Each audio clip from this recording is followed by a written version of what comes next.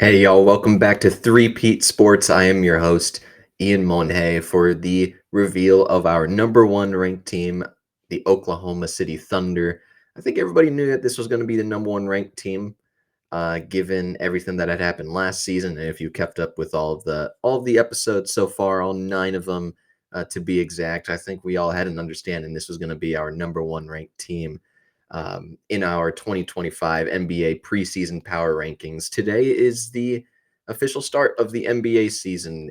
The season will start in a couple hours here. I am recording at 1:40 and the season starts at 4:30, so hopefully I get this up by I don't know, maybe 3:30 hopefully. But that is besides the point. We are going to talk a lot about this Oklahoma City Thunder team, a team that just is coming off of a championship season and are looking to repeat and really sustain the success and become a potential dynasty, a team that is the most poised to become a dynasty in an era where they as in the league are trying to restrict the amount of money that you can pay to most players and really taxing those teams. Oklahoma City isn't doing that. They have all the young talent in the world that is looking to continue to develop over the next several seasons. If you guys have enjoyed this series so far, please leave a like on this video or wherever you're listening to your podcast. Leave a 5-star review and share it around with the other NBA fans that are just excited about the start of the NBA season as I am. Without further ado, let's just get into their offseason briefly. They didn't do much at all. Their only true loss came at the form of Brandon Carlson. He is a player who was one of the backup centers that they brought in last year when Chet Holmgren was out for 3 months with a hip injury. But other than that, you have a bunch of other two-way players and Alex Dukas and Adam Flagler, both of them going to different respective teams. They extended multiple players within their core, especially within their core three of Shai, Gilgeous-Alexander, Jalen Williams, and Chet Holmgren, while also bringing back their backup center, Jalen Williams, on a 3-year contract as well. The other three being signed to 4-year and 5-year maximum salary contracts. They had 2 draft picks in this year's draft in Thomas Sorber, who's going to be out for the season with a torn ACL, the second straight season where their rookie is out for this season with an ACL injury. He was a center prospect that was really interesting as far as athleticism goes and his overall feel on the court. He won't get any opportunity or any burn this year due to that injury, as well as Brooks Barnhizer, one of the two-way contract players that they brought in at pick 44. They made 2 trades. They acquired a future first-round pick from the Sacramento Kings that is top 15 protected for the 24th pick, which the Kings used on Nick Clifford from, I believe it was Baylor. Very fun player over there in Sacramento. I look forward to his development there.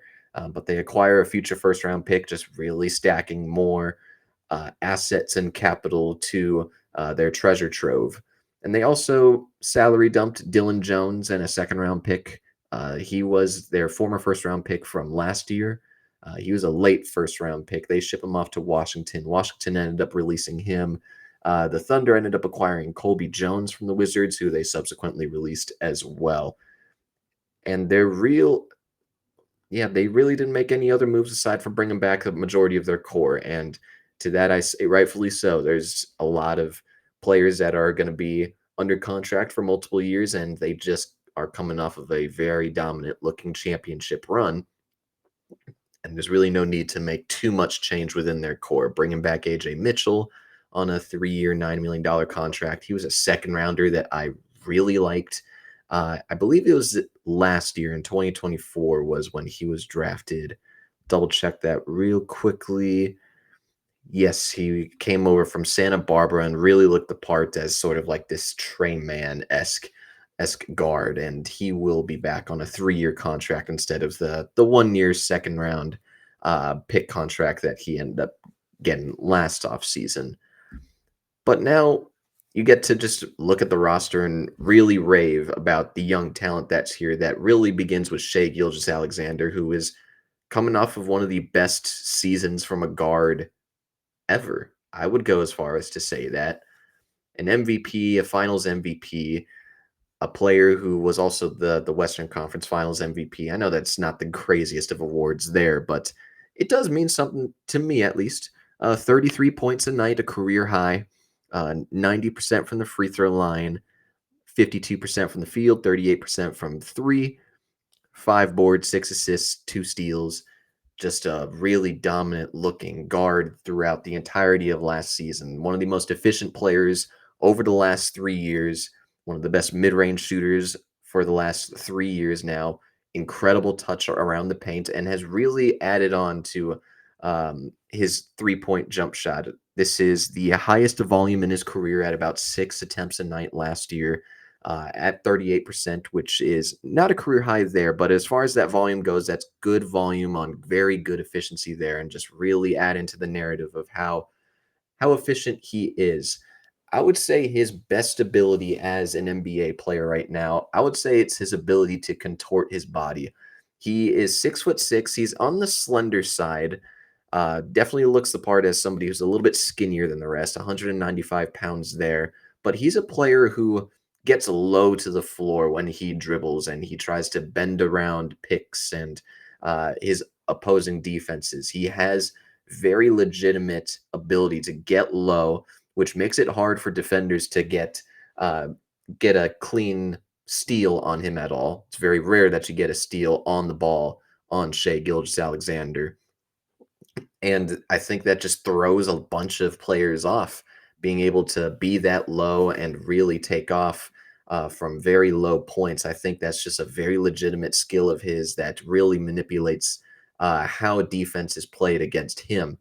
He's also very much improved in his upper body strength, being somebody who operates in the post a little bit. And for a guard that's 6'6", I think most guards should be able to do that.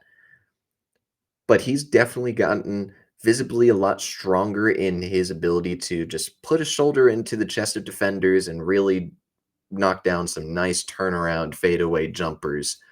He's been awesome in that mid-range area. He's been one of the most efficient players in all of basketball. Really has figured out how to get to his spots. It really does look incredibly easy for him to do so. And if there was anything to nitpick from 2 playoffs ago when they got ousted by Dallas in the second round, it was the playmaking ability. And he had the tendency of just staying in the mid range and really trying to force up his shots there, where he's excellent at, but it looked much more difficult against the likes of a PJ Washington, a bigger bodied wing, or a who else was on that lineup? Derrick Jones Jr. was another lengthy defender that was very physical with him the entire time and was not much of a playmaker there. But you take a look at, especially in that closeout game against Indiana, yes, there was the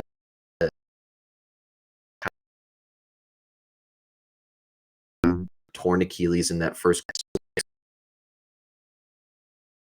Just impressive situation is far more improved playmaker in playoff settings.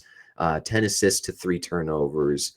Let's see, 8 assists to 2 turnovers in one game, 8 to 2, 10 to 5, which is definitely a lot of turnovers there, but a 2-to-1 assist to turnover ratio for somebody that is as high usage as Shai Gilgeous-Alexander.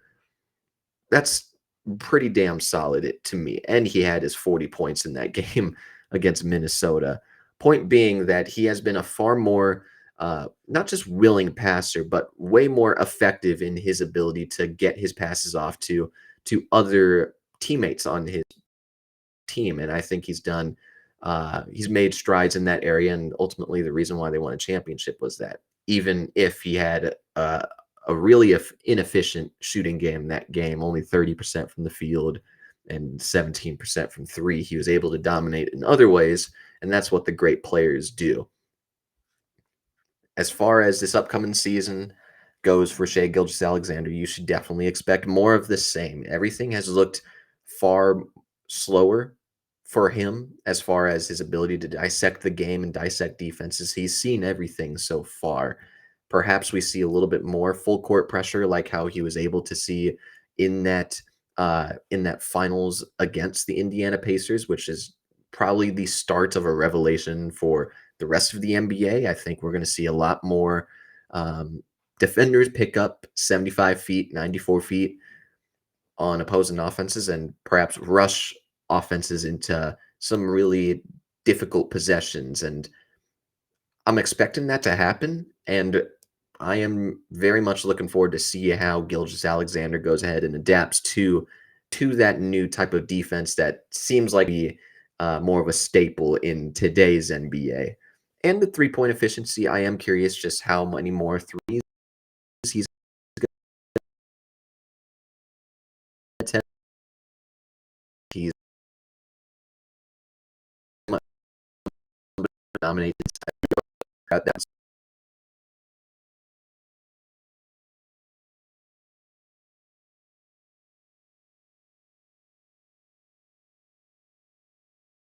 as far as we'll ever see, perhaps.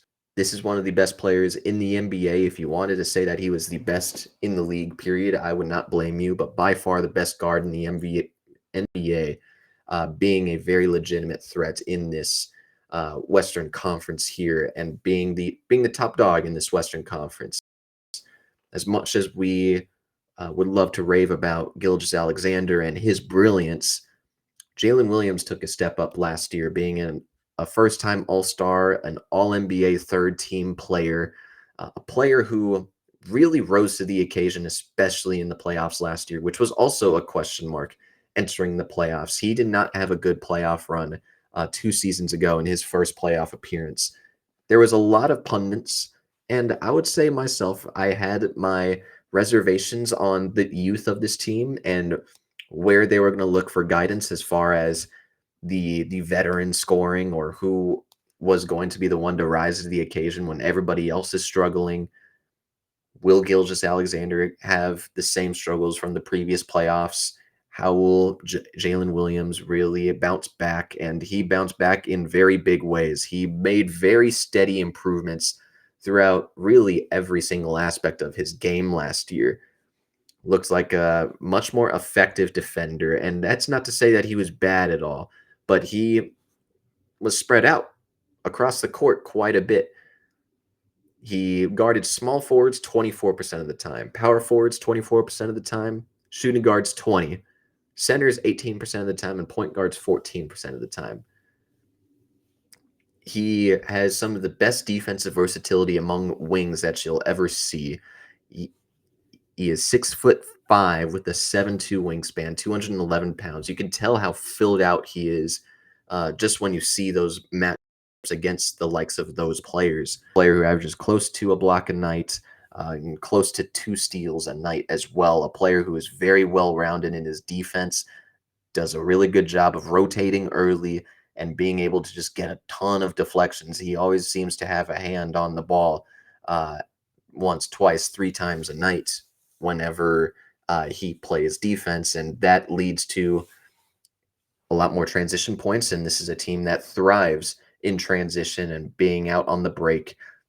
Their defense is the core of everything.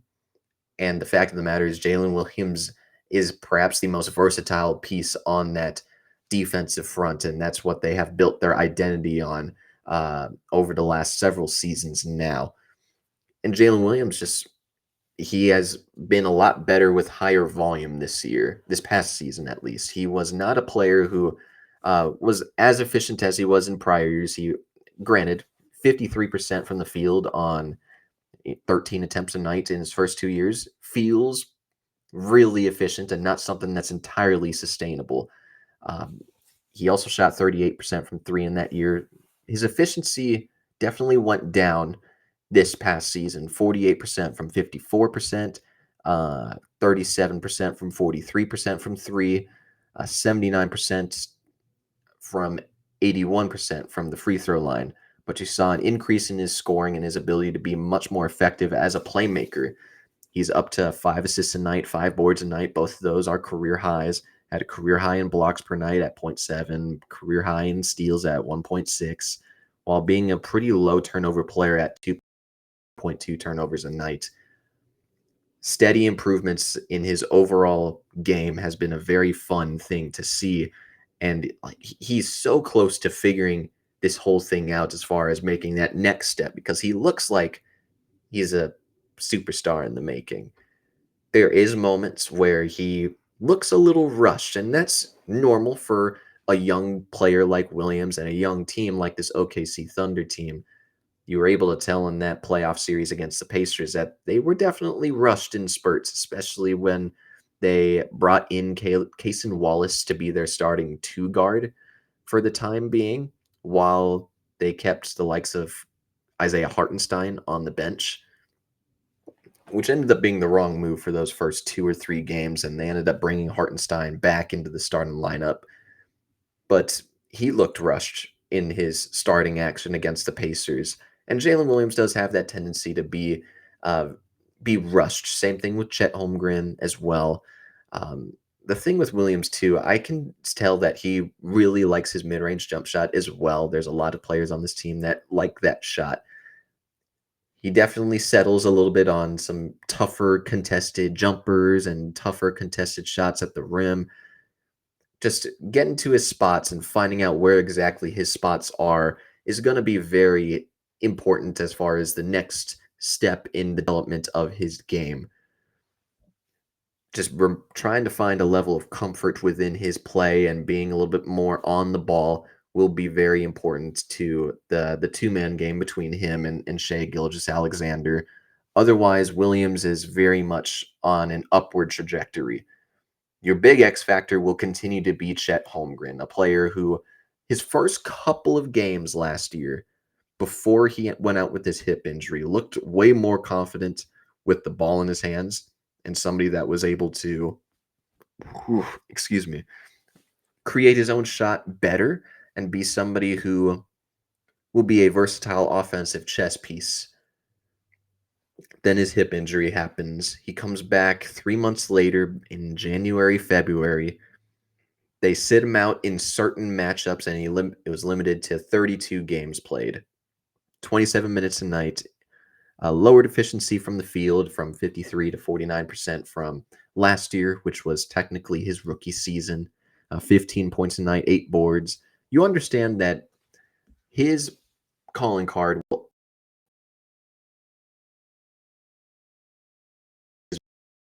be his.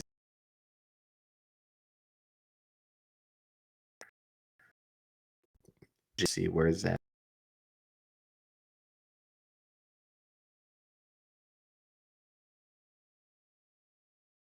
The court.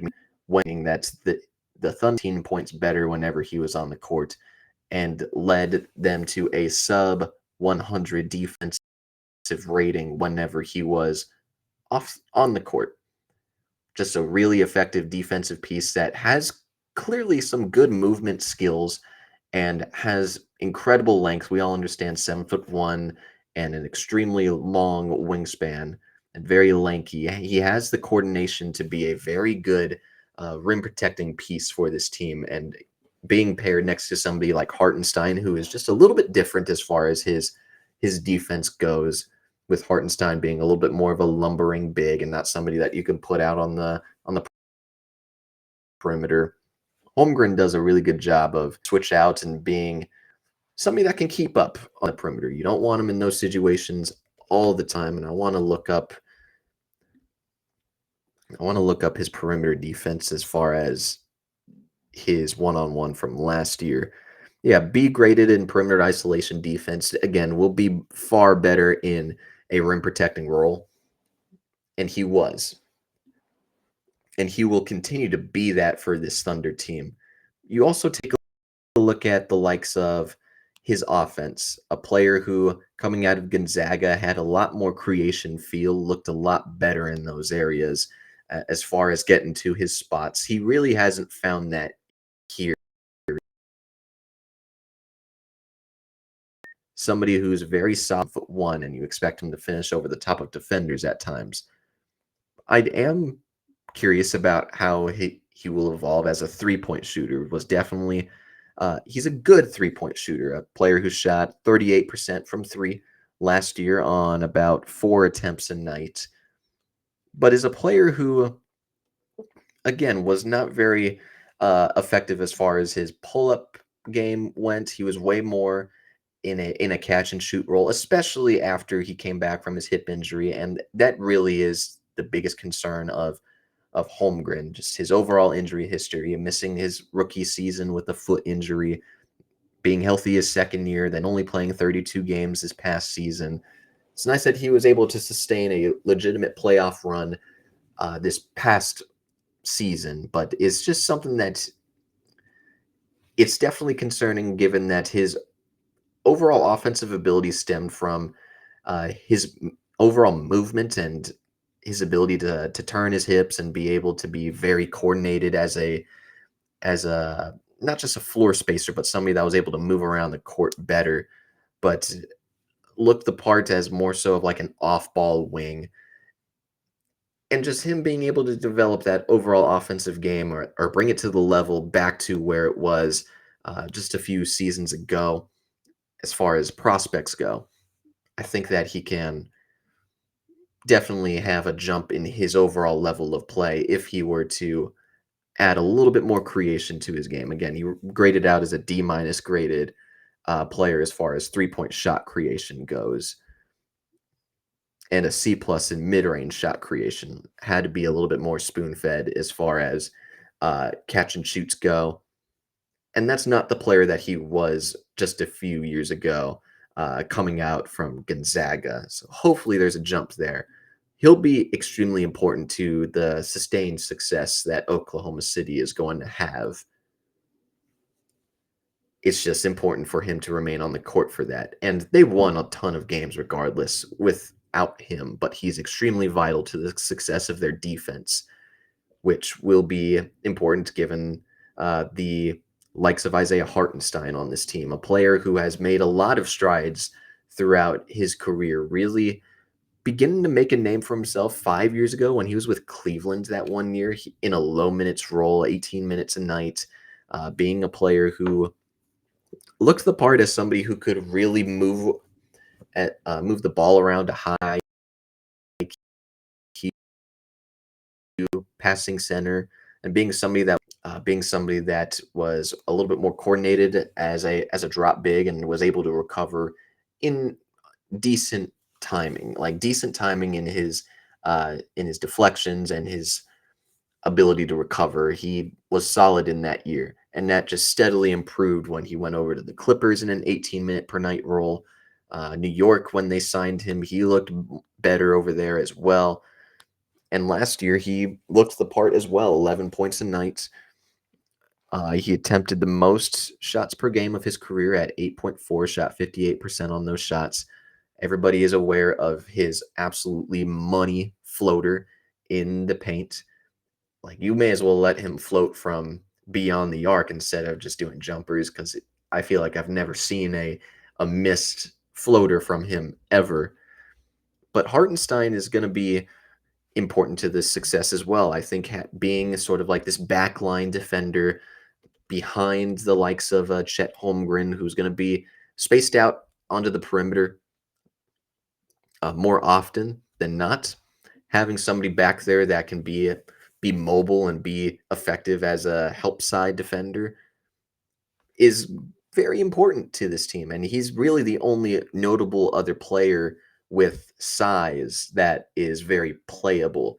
Granted, they have a bunch of guards on this team that have incredible length and incredible size at their respective positions.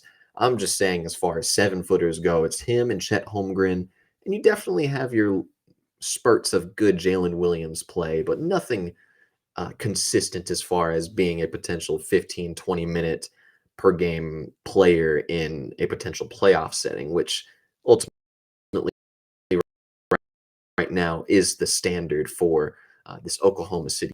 Want to look at his defense on the interior, graded out really well. And it's just because he's a bigger bodied player that is just bothersome there. As far as help defense talent goes, he's a A-minus graded player there, A plus in rim deterrence, rim disruption, rim protection. Just very good in potential screen and roll scenarios. I think the thing that you can nitpick is that he does have to be spoon fed his floaters. He is not somebody who is all that versatile of an offensive piece. and you don't really want him out on the perimeter defensively either. And I think that's a given, but is a player who also doesn't space the floor as more of a hub, being somebody that can operate in dribble handoff scenarios and being somebody who can operate in sort of like the mid post area where you can have him either shoot the floater or make some really quick decisions as far as moving the ball. He's a very effective piece here. Them giving him 5 years, 4 years, $90 million on his contract was very much well worth it and is still going to be a very fun piece and effective piece for this Oklahoma City Thunder team. And then lastly, in the starting lineup, you have the likes of Lou Dort, a player who had a career high as far as his three-point efficiency goes. He came into the league 6 years ago from Arizona State as an undrafted guy. I never agreed with the notion that he was just an undrafted player. I thought he was well deserving of being a late first, early second. And that was me as a sophomore, 16-year-old in high school. Lou Dort was very good defensively, as deserved to be selected. Doesn't get drafted. Everybody understood that he was just a horrendous three-point shooter with some very unorthodox form. And I think through the help of the likes of, the veteran leadership that was around in year one, they really drove up his confidence and really got in his ear to shoot more of those three-point attempts. Doesn't really matter the result, just keep shooting them because they are going to need you. And it resulted in a very good season last year, where he shot 41% on 6 attempts a night, 44% from the field on 10 points a night there as well as being one of the more effective defensive players in the league at his size. He's 6'3" with a 6'9" win. Has a really impressive blend of upper and lower body strength where you can't bully him into his chest. He'll stand his ground, but is also a player that is just so disciplined as far as his perimeter defense goes and being able to shuffle his feet very well and really dodge picks as well. He really is fundamentally just really good as far as his defensive impact goes, really tough. You don't really want him to back down. And I think that's just the overall mentality that this team has developed over the last several years with Mark Daigneault as the head coach. He's very unrelenting as far as his physicality goes, and it can be a turnoff for a lot of other fans that are watching him, just given that there's spurts where it looks like it's dirty play, where it's foul play on his part, but is just one of the better defenders in all of basketball still because of that physicality that he plays with and his impressive blend of strength and length that allows for him to be the effective defender that he is. I would say offensively speaking, you're not getting a whole lot as far as his creation goes, but you definitely have moments where his strength is more utilized as far as being somebody who is a screener for others, allowing for Chet to come off with pin downs or Jalen Williams to come off of a dribble handoff. Like Lou Dort, I think, is very solid in his ability to keep the ball moving. He's not somebody like a Marcus Morris, right? That's one of my favorite comparisons as far as the players that you don't really want on your team. Like a Marcus Morris is a really good scorer, but he definitely stalls your offense because he tries to get his own when there's the likes of like a Kawhi Leonard or a Paul George on your roster. Lou Dort is not that at all. He uses his strength and athleticism in very useful ways in off-ball screens and offensive rebounding. It really cementing himself as a very gritty, tough-nosed player on both sides of the court. He also has a very decent ability of cutting, being good in transition as well. Somebody that is able to wreak havoc as far as defense goes and allow the team to be out on the break, which is nice for a young team that has the fresh legs that they do. Lou Dort is very important to the success of this team as far as both sides of the ball go. You do want to see whether or not that three-point efficiency can continue to be around that same mark. I don't expect him to be a 40% three-point shooter and have that carry over into the playoffs because I don't think that it did for the postseason wise. I remember in the finals, it was definitely very streaky there as far as his shooting went. Yeah, he shot 34% on six threes a night in the playoffs last year, and that was in 29 minutes a night. Also shot 37% from the field. Just becomes far less effective whenever he gets out on a playoff setting in an offensive perspective. I think a lot of people understand that his offense is just of being a beneficiary, being next to players like Williams, Gilgeous-Alexander, Holmgren, even Hartenstein, who has a far more effective offensive game than Dort does, and has a larger track record of that too. You got to see the efficiency continue to go up for him. Otherwise, you are going to see him get replaced by the likes of uh, Cason Wallace in the starting lineup, perhaps, and Alex Caruso, even some of the other guards that they have brought in, Nikola Topic, AJ Mitchell, Brooks Barnheiser. I know that they really like. That's really the one thing that you can nitpick about Dort's game, but otherwise, it's one of the starting lineups in all of basketball that's an MVP, a budding defensive piece that you can make the case as a top five rim protector in all of basketball. I think you can go as far as to say that for Chet Holmgren, but an elite starting five with a lot of youth and a lot of development to continue to go around for this team. And I want to begin the conversation actually with their number 10 overall pick. I want to say he was their 10th pick last year, if not lottery. Nikola Topic, a player who was number 10 on my board in the 2024 draft. He was a 6'5" point guard from Serbia. He was really just a natural at the point guard position as far as his passing ability goes and his finishing ability. I thought those were his two best traits when he was coming out of the draft. He tore his ACL, I would say 2 months before the draft began, and he was unable to participate in a lot of the pre-draft activities and be a part of the pre-draft process there. So it was a shame that that happened because I think that he would have been a really interesting piece as a potential backup guard for that Thunder team last year, especially from a passing perspective. I thought he was really good as a manipulator as far as, using his eyes and looking one direction to get a defender to shift, and all of a sudden that creates a lane that wasn't available and something that the common NBA fan wouldn't see, and he would dish it off to the man that all of a sudden becomes open because of the direction of his eyes. He's very quick as a decision maker in pick and rolls. He knows how to loft passes over defenders well in tight windows, and tight window passes are just extremely superb. Just a really good passer and a really good finisher around the rim.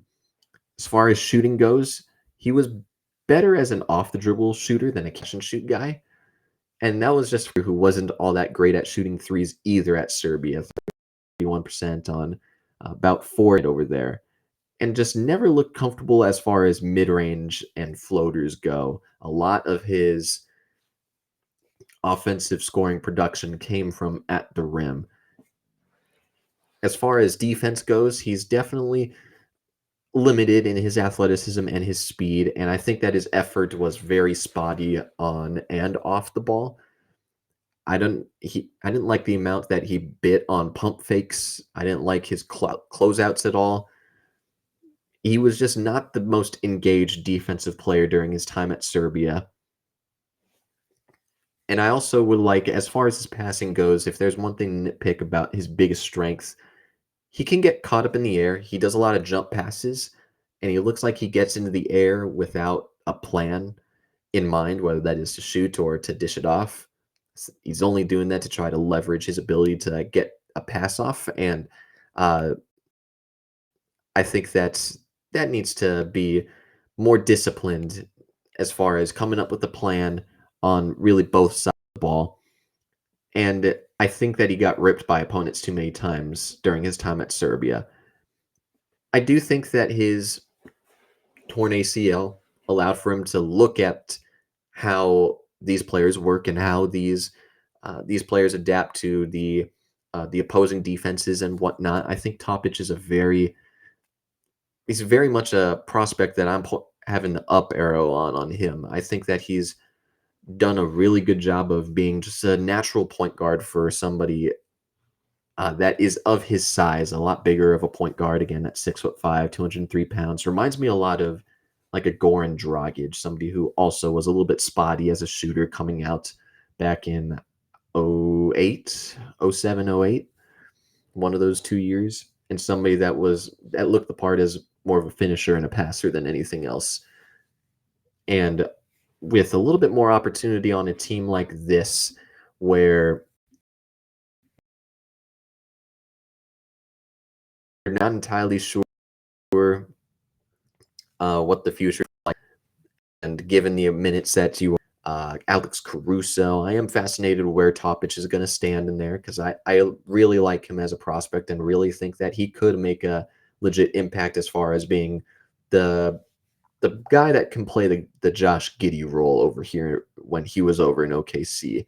I think that Topic can do a little bit better in that role here with this iteration of the OKC Thunder.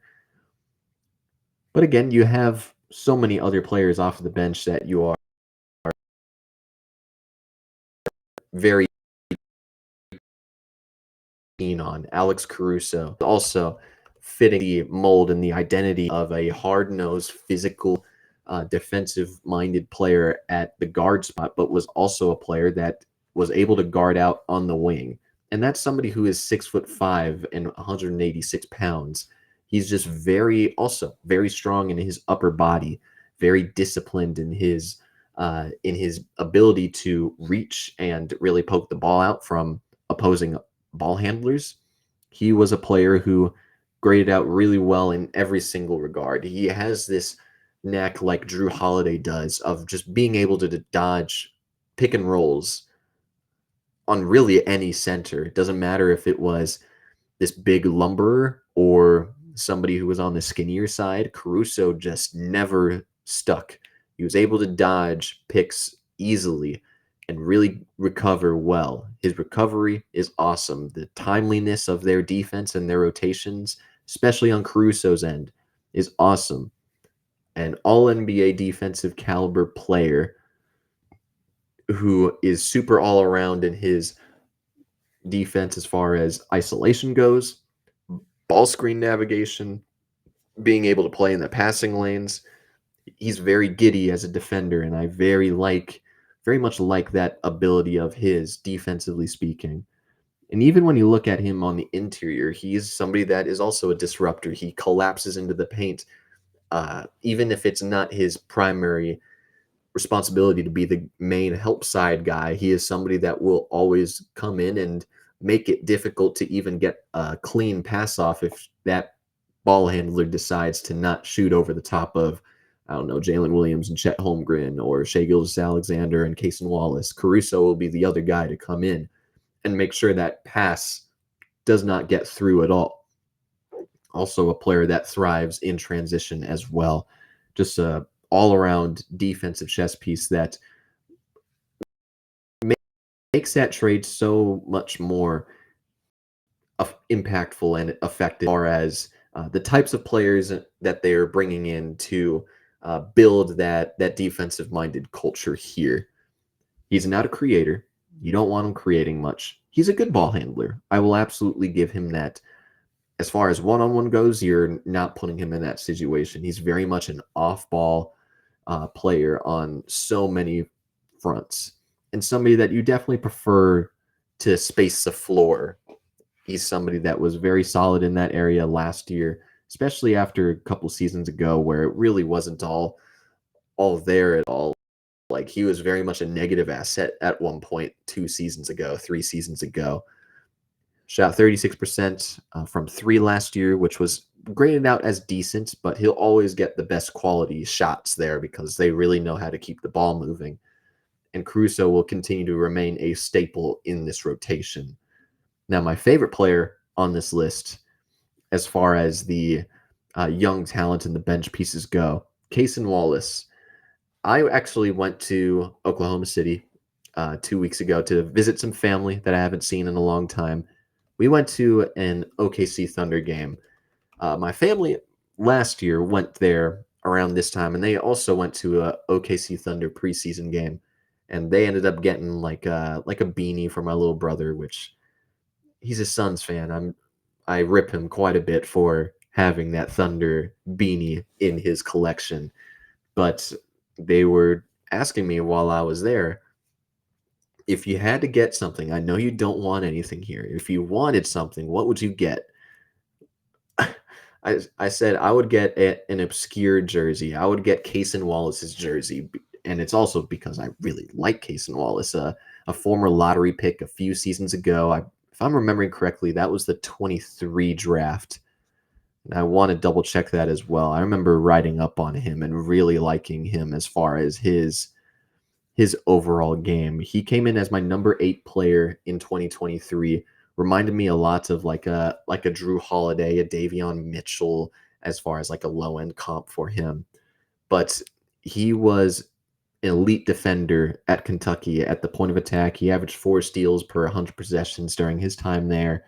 Shooting consistency was the main concern that I had with him during his time at Kentucky, but has really looked the part as a much more improved shooter during his time in the NBA.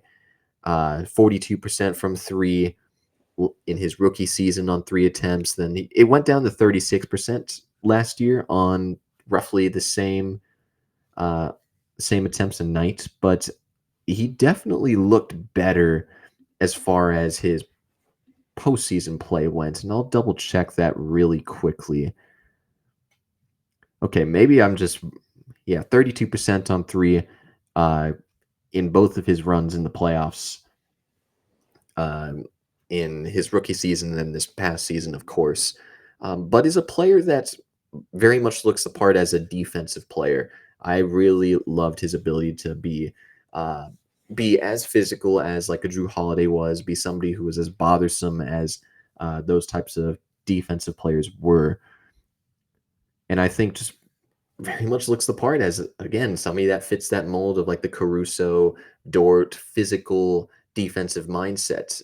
I liked him a lot more as like a ball screen navigator and a passing lanes guy, but has looked the part in even in isolation, graded out as an A+ graded ISO defensive player, which was in the 96th percentile in the league. But being able to dodge screens, something that he's excellent at, grades out as an A-graded player there. Being somebody who was excellent in the passing lanes as well. He graded out as an A+ graded defender in the passing lane. Just somebody that has like the negative size, like being 6'3", 195 pounds. That's not great, but is ultimately a player who makes his impact felt in the form of his timely rotations. Everybody has such great discipline as far as ability to get into foul trouble. Like there's not a lot of players that get into foul trouble on this team, and Wallace is one of those players and is one of those defenders that goes ahead and uh, will pick up 75 feet, 94 feet. He made great strides as a player over the last couple of seasons. I would say he had maybe not the best shooting percentages in the playoffs, but I remember him hitting some very timely shots and being very much trusted in fourth quarter situations and high leverage situations, whether that was against the Denver Nuggets in that second round series, whether that was in some of the closeout games in against Indiana and who did they play? Minnesota in the conference finals, respectively. He just made a very legitimate impact and had been very massive in crucial moments. And I want to see the offensive production for him go up. I think that he has a very solid level of just creation that needs to be unlocked. I think that he has a clean jumper. I wish that he used his legs a little bit more as far as his shooting goes. He's definitely sometimes looks like he's catapulting it into the hoop. But granted, I really like Cason Wallace. He's one of my favorite players on this team, one of my favorite players in the league, and I really hope to see a little bit more offensive touches because I think that's an area of his game I believe in and I have seen and spur advantage of a little bit more this upcoming season. But I also say that while recognizing that he's playing next to Alex Caruso in the backcourt. He's also playing next to Nikola Topic, who will probably get some minutes this season for the Oklahoma City Thunder. And you also forget about AJ Mitchell, who had an excellent summer league. He looked the part as a very legitimate playmaker and scorer in summer league in the games that I watched over there in Vegas this year. Has always looked the part as somebody who is just very efficient in his play, not just as far as his shooting efficiency goes, which he was very good at 50% from the field, 38% from three, as a 6'4" guard in only 17 minutes a night, 36 games played. But he was looked very comfortable getting to the spots where he was scoring at. And as far as playmaking goes, I thought that he was very solid in that area and very low turnover as well. Somebody that I really liked in that area. I'm not sure how many minutes he's going to get, and I really like AJ Mitchell. I want to see him get more minutes as far as you know playing in a little bit more uh, interesting situations as far as low leverage, being in there early in the second quarter to be a sort of, I wouldn't say instant offense, but being an offensive piece out there that's very impactful as far as creation goes. You also have the likes of Isaiah Joe, who is also in his own rights another one of those 3-and-D molds that has been a really fun, successful development story over here in OKC. Spent his first 2 years over in Philadelphia. He was a second rounder by them in 2020, played there for the first 2 seasons of his career, and then his three-point shooting efficiency went way up after Philadelphia released him, and he went over to OKC in 2022. Has been a consistent 41% three-point shooter for this Thunder team on 5 attempts a night, damn near. And it's been a really important thing when they enter the second quarter and they've been, whether it's tight or not, he'll go ahead and hit 2, 3 threes in a row. And all of a sudden, they're on the brink of going ahead and breaking the game wide open. And it eventually does. And they end up blowing out their opponent. It's just been a very consistent thing for Isaiah Joe to really be the start of a very fun hot streak that begins in that second quarter for OKC and for them to eventually pull away. He's a very important piece there. And he's also a player who defends at 6'4", not necessarily in the form of his statistical production. Only, what is that, 0.6 steals a night last year and the year before that. Not somebody that will be productive in that area. But again, it's a matter of these rotations. It's a matter of being uh, what's the phrase? It's preparation through anticipation when it comes to this team. They are very anticipatory of a lot of the swing passes. They are playing very high up as far as defenses go. That goes for Isaiah Joe. That goes for Caruso, Wallace, a bunch of these other guards on this team that play much higher up instead of being low and being able to make potential plays on the ball and be able to rotate well. Isaiah Joe fits that mold of being a good rotator and somebody that can chase really well. And I think it's why they have consistently giving him 20, 25 minutes a night. Excuse me, not 25 minutes. His most was last year at about 22 minutes per night. As far as his postseason goes, he's not one that plays too many minutes. That's when it becomes a little bit more hot and cold as far as his shooting goes. And he doesn't shoot too many of those in postseason action. You see 17 minutes per night in his first season with OKC. Then last year went down to 10.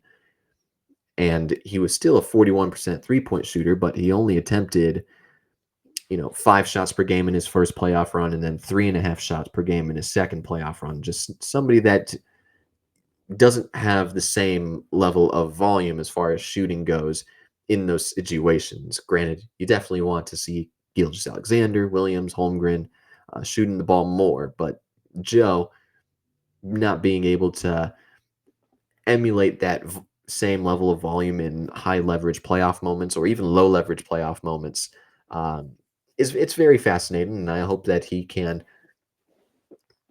be able to find some level of consistency whenever we do get to playoff time and be able to have the confidence in himself to continue shooting those shots and being effective there. And then you also forget about, I mean, you shouldn't really forget about this guy, but like Aaron Wiggins, again, is one of those players that is hilariously talked about in that if you were just to watch a couple of clips, you would think that this is a 25-point per game scorer. He can very solidly create for himself. I'm not saying that it's uh, consistent at all, but is certainly somebody that has an ability to create his own shot, somebody that can make pretty difficult shots. He creates his shot really well, graded A minus as far as rim shot creation goes.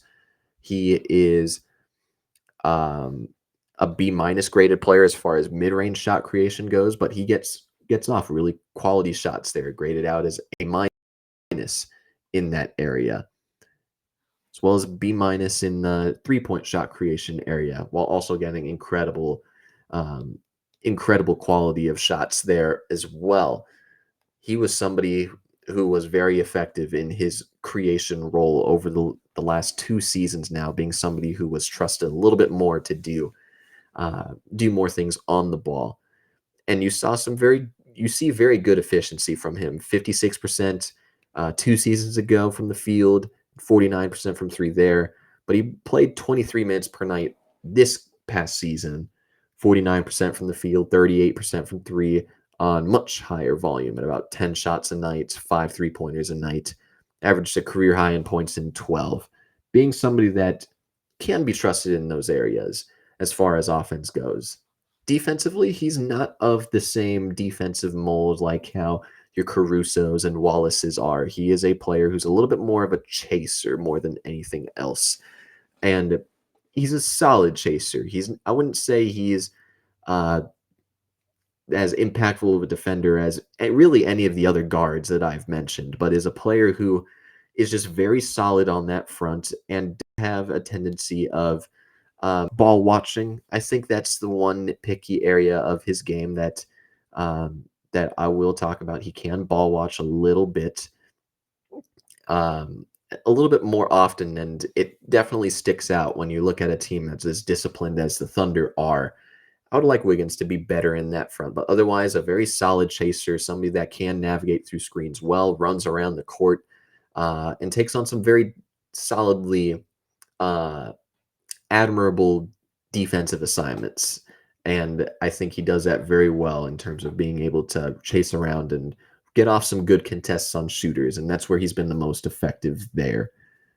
Wiggins is a very fun player on this team, and he did really well in a more high volume role. And like there's definitely an up arrow on him too. There's a ton of you could place a ton of those on so many of these other players who are going to have some very interesting opportunity this upcoming season with trying to repeat and trying to see what can stick. I think we're going to see a little bit more experimentation with their younger players here, which also features the likes of an Usman Jang, a lottery pick from 2 seasons ago as well, or 3 years ago, back in 2022.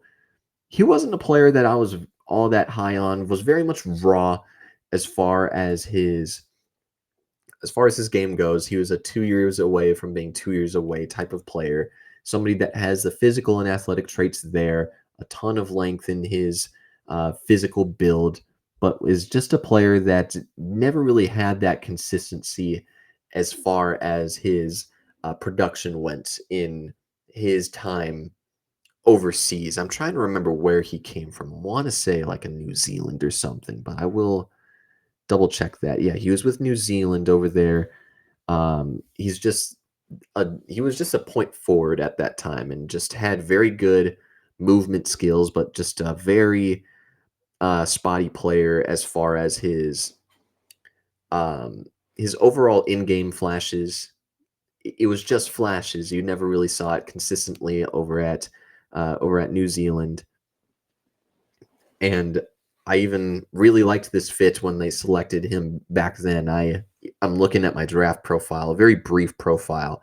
He needs to be drafted by a fantastic development staff to reach his potential, but it is difficult to deny the upside he has. It would not be surprising if a team late in the lottery, OKC, took a flyer on Jang with comparisons to like Kyle Anderson and Zaire Williams as like a middle ground for him, which he can still be that. I don't think that he'll reach that upside as far as being like a good creator, which he showed in spurts over at New Zealand. I think you got to look at a little bit more of a condensed role for him if he were to get that consistent playing time this year. And I think that is definitely questionable. You definitely like the length of his, and I think that's something that OKC can use. But is that length of his and that size of his ready to be utilized now? Is he ready now? Now that we're essentially the in the fourth year now, 2 years away of being 2 years away. We're in that fourth year now. Is he there now? I certainly have my reservations on that. A player who's consistently averaged 12 minutes a night throughout his career at the NBA level, somebody that spent a lot of time in the G League, and probably somebody who should continue to see a little bit more, given that they don't really have the trust in him at this moment in time. And then you take a look at the likes of a Jalen Williams and a Kenrich Williams. There's three Williamses on this team and five players with uh, with last names that start with W. That's fun. But the center, Jalen Williams, 6'9", 240 pounds, he has done a very solid job of developing his offensive game. A player who very much attempted a lot more threes in the last couple of years, in at least in his NBA career, which if I'm remembering correctly, and I'll double check this before I say it, but I don't remember him at Arkansas shooting all that well from three or really attempting many of those threes.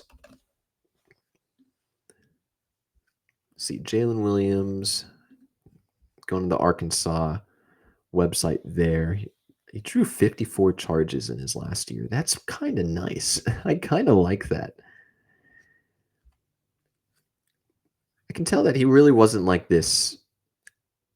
He really hasn't been that type of defensive piece here for OKC. Has been a little bit more offensive minded, and they tried to develop him as more of like a stretch big here at OKC, and he's done a good job of being that floor spacer here on about 2.5 attempts a night throughout his career, shooting 39% in a 15-minute per night role.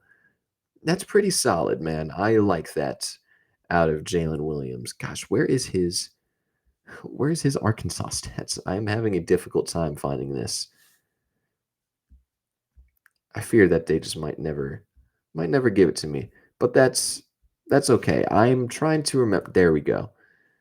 Yeah, you only shot 25% from three during his time at Arkansas on roughly one attempt a night. So him being able to be the floor spacer that he's become has been very fun and very effective here. Now, he is somebody who struggles as far as movement goes. He is one that you don't really want on the perimeter. Again, you prefer for him to be a little bit more in the paint, in a drop. But you also look at it in the form of, he's next to Holmgren and Hartenstein. Which one are you really preferring to be out on the perimeter if you don't want Williams out on the perimeter? That's an interesting conversation there. But Williams in a 15-minute per night role, getting an $8 million a year contract, I think that's good enough for the caliber of player that he is. Very solid as the backup center here. But that's really the one thing that you can really look at and say, that's the type of player that you want behind them. But as far as, you look at the rest of this team, there's not many other big options here. As far as centers go, power forwards, I do think size is a relative concern if you are looking at um, where you can really make any point of weakness of this team.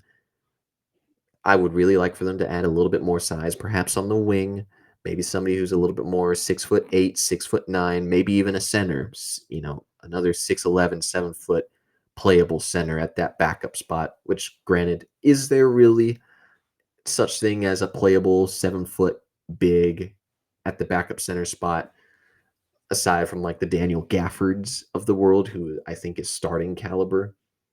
That's definitely an interesting conversation there that I think I would just have to continue to think about moving forward.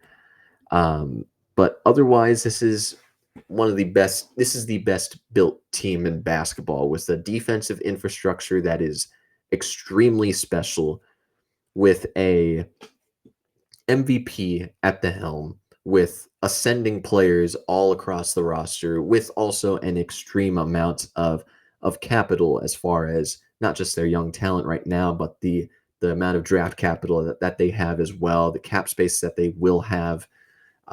It's just a very impressive group. Sam Presti, their general manager, has really done an excellent job of finding these players and being able to develop them into the pieces that they have become.